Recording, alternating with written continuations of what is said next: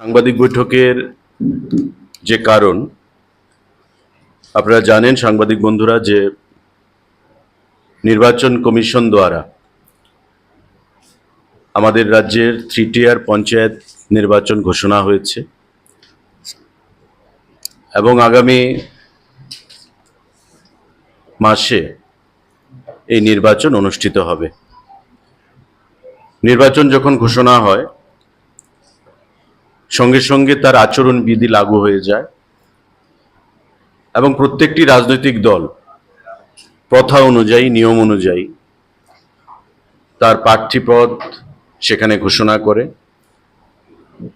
মনোনয়নপত্র দাখিল প্রক্রিয়া শুরু হয় এবং প্রচার অভিযানের পরবর্তী সময়ে এই নির্বাচন সম্পূর্ণ হয়। পরবর্তী আপনারা জানেন যে 8টি জেলা রয়েছে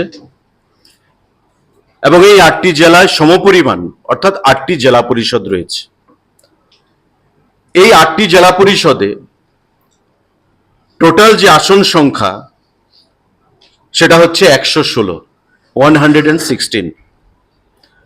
এই 116টি প্রার্থী আগামী দিনে নির্বাচিত হবে এই 8টি জেলা পরিষদের মধ্যে।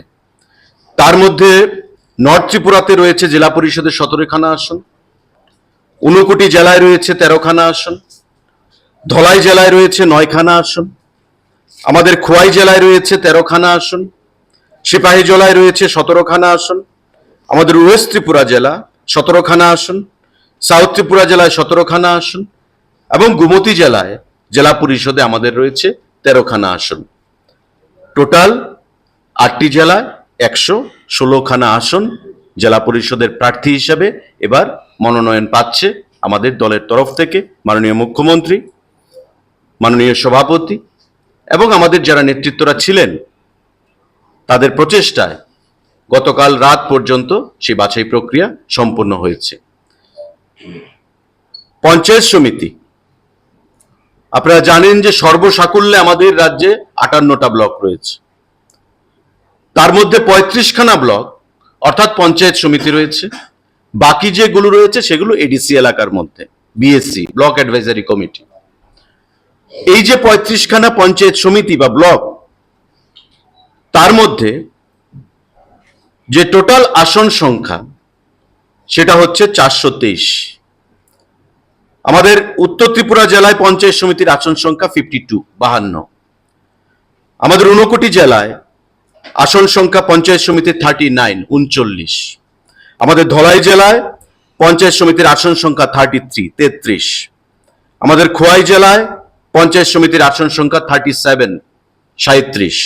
আমাদের সিপাহীজলা জেলায় টোটাল পঞ্চায়েত সমিতির আসন সংখ্যা 74। পশ্চিম জেলায় আমাদের পঞ্চায়েত সমিতির আসন সংখ্যা 65। আমাদের দক্ষিণ জেলায় 75 এবং আমাদের গোমতী জেলায় পঞ্চায়েত সমিতির আসন সংখ্যা 48। টোটাল 423। এই 423খানা আসন প্রার্থী বাছাই করতে গিয়ে আপনারা নিশ্চয়ই বুঝতে পারছেন যে এটা কঠোর পরিশ্রমের কাজ এবং মাননীয় মুখ্যমন্ত্রী, মাননীয় প্রদেশ সভাপতির পৌরোহিত্যে যারা নেতৃত্বে ছিলেন, রাত 2-3টে পর্যন্ত মিটিং হয়েছে গতকাল পর্যন্ত এবং এই 423খানা পঞ্চায়েত সমিতির আসনও সিমিলার প্রার্থী, একই সংখ্যক প্রার্থী মনোনয়নপত্র আগামী দিনে জমা দেবে এবং আমাদের বিশ্বাস সবখানা আসনে আমাদের প্রার্থীরা সেখানে জয়ী হবেন। আমাদের গ্রাম পঞ্চায়েত টোটাল 6270 জন প্রার্থী।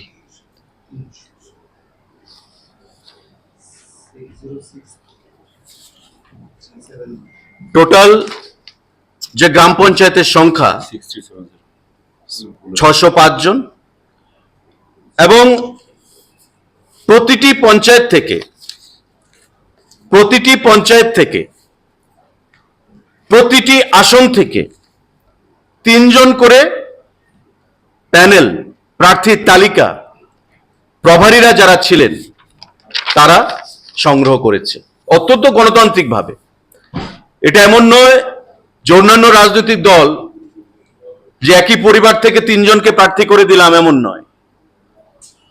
মণ্ডল, বুথ, জেলা সবাইকে সঙ্গে নিয়ে, মোর্চাদের মতামত নিয়ে প্রতিটি গ্রাম পঞ্চায়েত থেকে, প্রতিটি আসন থেকে প্রার্থী পদ সেখানে বাছাই করা হয়েছে এবং প্রতিটি পঞ্চায়েতের সেই প্রার্থী তালিকা প্রভারীদের মাধ্যমে আমাদের রাজ্যের প্রধান কার্যালয়ে সেখানে জমা হয়েছে।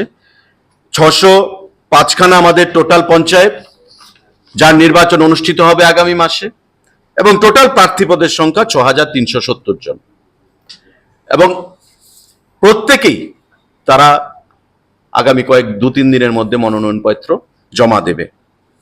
সাংবাদিক বন্ধুরা, এই 605খানা পঞ্চায়েত, আমাদের পঞ্চায়েত সমিতি এবং জেলা পরিষদ যে নির্বাচন অনুষ্ঠিত হচ্ছে, আমাদের মনে কোনো সন্দেহ নেই, দ্বিধা নেই, দ্বন্দ্ব নেই যে প্রতিটি আসনে আমাদের প্রার্থীরা, ভারতীয় জনতা পার্টির প্রার্থীরা নিরঙ্কুশ সংখ্যাগরিষ্ঠতার মাধ্যমে ভারতীয় জনতা পার্টির সিম্বল নিয়ে সেখানে জয়ী হবে এবং ত্রিস্তরীয় পঞ্চায়েত ব্যবস্থা, জেলা পরিষদ, পঞ্চায়েত সমিতি এবং গ্রাম পঞ্চায়েত, এই ত্রিস্তরীয় পঞ্চায়েত ব্যবস্থায় সেখানে ভারতবর্ষের মধ্যে বিগত দিনে ত্রিপুরা রাজ্য একটা বিশেষ জায়গায় রয়েছে।